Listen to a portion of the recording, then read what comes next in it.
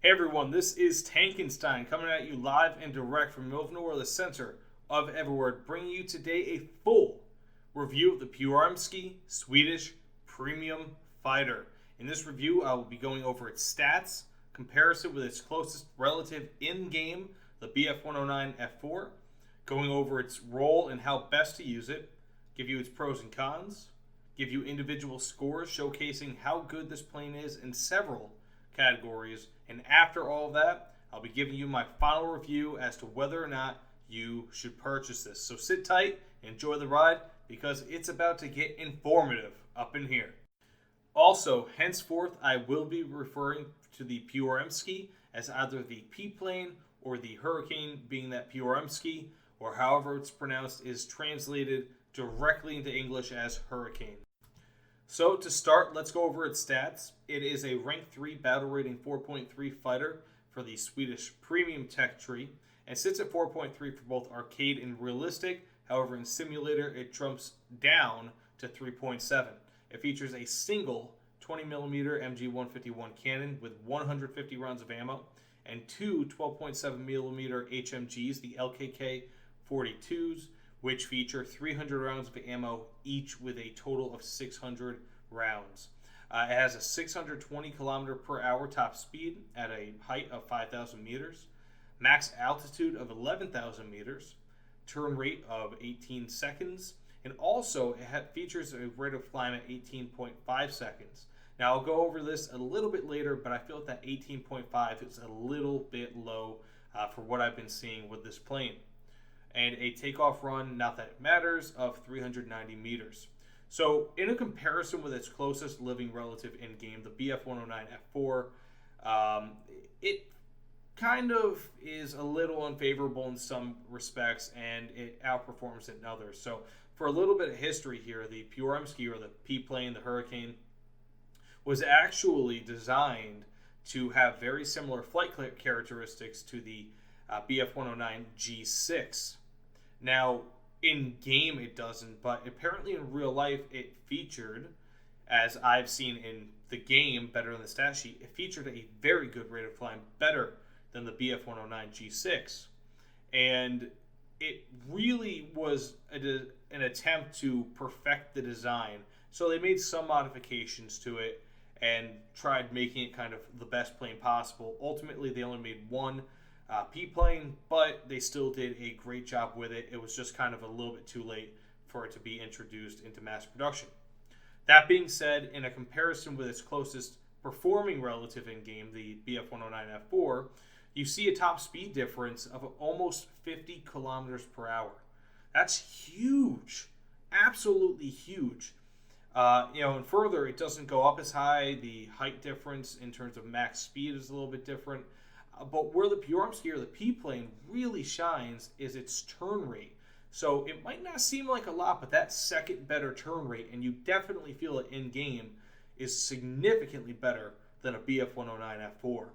Additionally, as I mentioned before, the rate of climb, despite the fact that it looks like it's 1.5 meters per second slower, almost 10% less than the BF-109F4, even despite the fact that it's 0.3 BR higher, it feels significantly better. I've had matches where it seems like this thing is going 25 to 30 meters per second for climb at medium altitudes, or low to medium altitudes, so between like 2 and 3,500 meters, or 2,000 meters, and it's really quite an impressive plane in that regard. Now, does it have the top speed to match? No. But where it really shines, it's almost kind of like a Japanese-built German fighter, in that it's got decent enough ammunition, decent enough armaments. It's not all that fast, but it has a good turn rate, and actually, as I mentioned before, the rate of climb is surprisingly good. Now, the role of this plane is to be a fighter first, bomber hunter second, and to function in a multi-role capacity third. And I'll get into why this is now. So it does well as a fighter because its armament is potent, even when compared to the similar BF-109F4, especially considering it uses two HMGs with excellent ammo choices versus two LMGs with average ammo choices, which the similar F4 uses. Further, its rate of climb is better than the stats card suggests, as I had mentioned before, which means that you can oftentimes outclimb other fighters. So in this role, you want to prioritize attacking planes that can outturn you, such as the Spitfire and Japanese fighters. Now, as the stat card suggests, this is a very good turning aircraft, especially for its armament, and is quite potent in that regard. So any plane that can outdo you in its own strength, you want to boom and zoom as best you can. So it is for the aforementioned reasons for why I think that it is also an effective fighter when it comes to bomber hunting, but mostly just against light and twin engine bombers. Heavy bombers still pose a problem to this plane and should really just largely be avoided sans sneak attacks. So whether you're coming up from directly underneath or potentially directly overhead, you almost want to completely avoid attacking other heavy bombers. So finally, its third option really is to be a multi-role aircraft, the old fighter bomber sort of option. So though it's not outright bad in this role, acting as a multi-role aircraft really just does not take full advantage of this plane's capabilities. After all, it really only has the capacity for 4 100-kilogram bombs at max and does not have the ammunition option suited for armored vehicle assault, as the maximum penetrating capability of this plane's ammo is only 25 or 26 millimeters, and that's with extremely optimal conditions, such as 10 meters of distance away from your target at a 0-degree angle. So, as far as its pros and cons are concerned, I'll start off with the pros. So, compared to the BF-109F4, it does have a better armament, and really just compared to other planes in the BR, it has a slightly above average armament. Now, I'm not talking purely about burst, but I'm also talking about armament placement, being that it's more close to the center of the plane, the nose and the wing roots, but also ammunition choices. So a lot of the time, this doesn't really get spoken about when it comes to having better armament than one type of plane or another, but ammunition choice in the Pyörremyrsky or the P-plane, the Hurricane, whatever you want to call it, is especially important because it has access to really just an excellent suite of high explosive and incendiary ammunition. I can't tell you how many times this plane sets other planes on fire. It's ridiculous.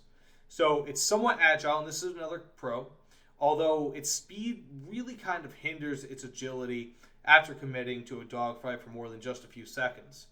Additionally, it's somewhat versatile as it can carry up to 4 bombs, but this is really just kind of an average quality of planes of this nature, the typical fighter bombers from the German side in World War II. So I would say that German fighters, because they can also carry up to 4 bombs for the most part, that makes them a little bit more above average in versatility compared to, let's say, your typical Spitfire or something similar like that, or your Japanese fighter planes, but it's not really all too powerful, and thus it's just kind of a minor pro in that regard. So it's got a much better rate of climb than the stat sheet suggests, as I had previously mentioned, and sometimes it feels like you're going 30 meters per second into the sky without really losing much speed, if any at all. And additionally, it can take a little bit more damage, it feels like, than other planes in the BR, but it's kind of up in the air. It doesn't necessarily feel like that all the time, but I guess it really just depends on the type of armament that you face.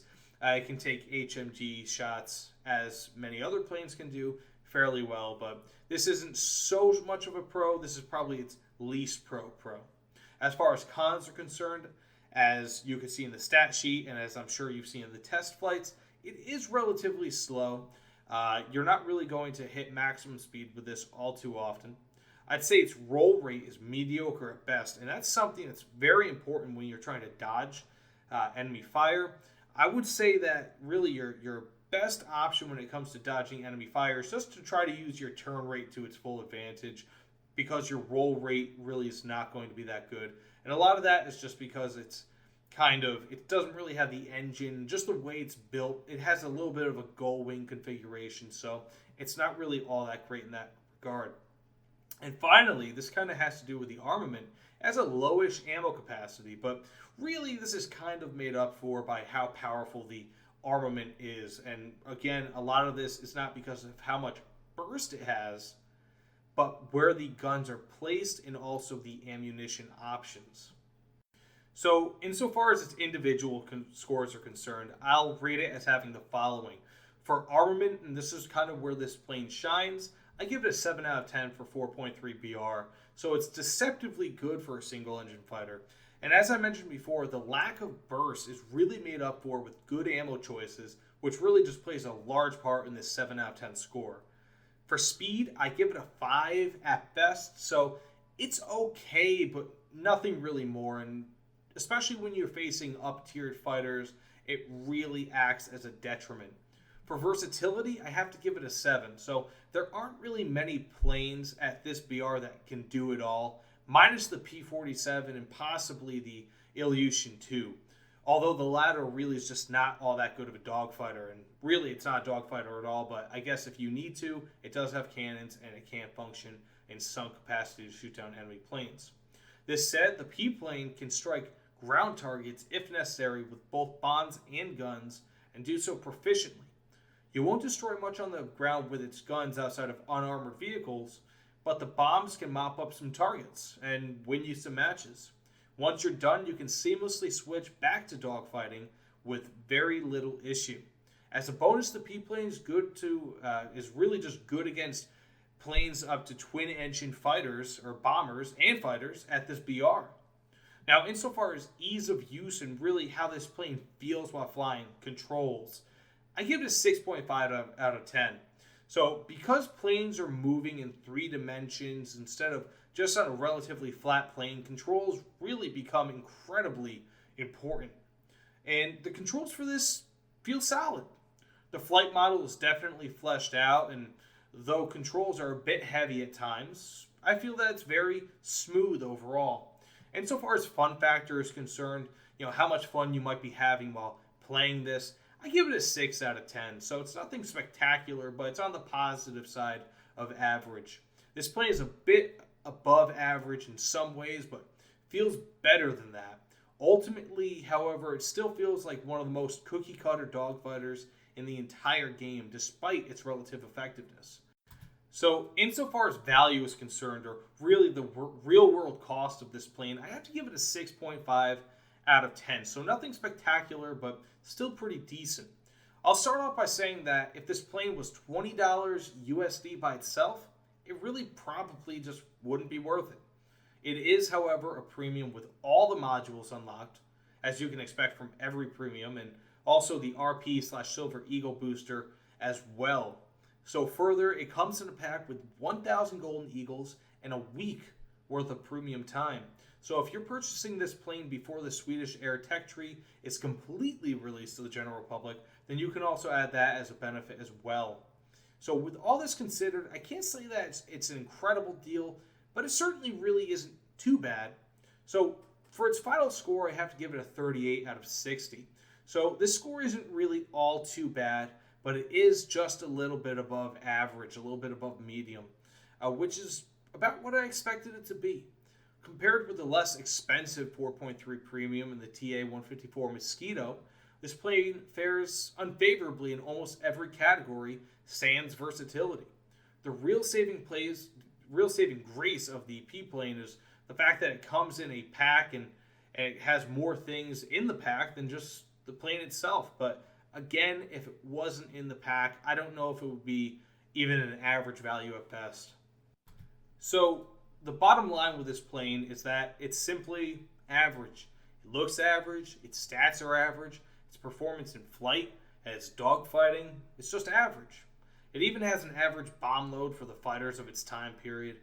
It's average with a few variations on the term. Sure, it may have a slightly better than average armament, but it makes up for it by having a slightly below average top speed. Do you like how it turns a bit better than average? Well, has 50 less 20mm ammunition than the comparable BF-109 F4 that's 0.3 BR lower than this plane. Look, am I saying that this is a bad purchase? Not at all. It does, however, feel like a bizarro version of the BF-109 F4, and not in a bad way. Maybe it's the ammo options, and maybe it's just the luck of the Swedish. but something about this plane makes it feel better than how it does perform and how average its stats really are. So, when I'm shooting at the enemy, he'll probably catch fire more commonly when the shots are coming from a P plane versus almost anything else. I know it's probably just a feeling, but there's something about this very average plane that sticks out to me, and it really makes me want to play it more. So all of my logic and reason make me want to say that this is simply a Swedish copy of the BF-109, and just with some betterments and some lesser qualities as well. But my gut tells me that this plane is something better than that this plane is special. I know that this plane is simply decent at some things, good at others, and bad at some other things, but I feel that this plane is just better than that. And that's the best quality of this plane. It doesn't do much incredibly well, but it feels like it does. Now, before I get directly into my final recommendation, I'll say this. Pyörremyrsky, as I mentioned before, translates into hurricane. And if you're a fan of weather and meteorology like I am, you could probably call this a Category 1 or maybe a Category 2 storm at best. Still deadly, but not the deadliest. This all said, insofar as my recommendation is concerned, I'd have to say purchase it under one or two conditions. If you like how the BF-109 F4 flies and you really feel that it would benefit from a heavier armament, and if at the time you are watching this that the Swedish Tech Tree is still not available to everyone, and you really want to gain access to it, this is probably your cheapest option, so you may as well do it. Ultimately, I would question it if it was worth $20 by itself, but you do get the premium playing time plus the Golden Eagles, so I say that makes this fairly well worth it. Plus, if you're a history buff, it's really awesome to be able to fly one of the copies of one of the greatest planes of all time, and the fact that only one of these was ever made really makes it special, and I think that's a really cool tribute and a really awesome attempt at not only copying the BF-109, but trying to improve it. And historically speaking, they did succeed despite the fact that the statistics in game might not show it. Either way, this is Tankenstein. Remember, like, comment, subscribe, and see you guys all on the other side. I hope you're having a great day, great night, great whatever it is that you're doing, and see you all later. Take care, everyone.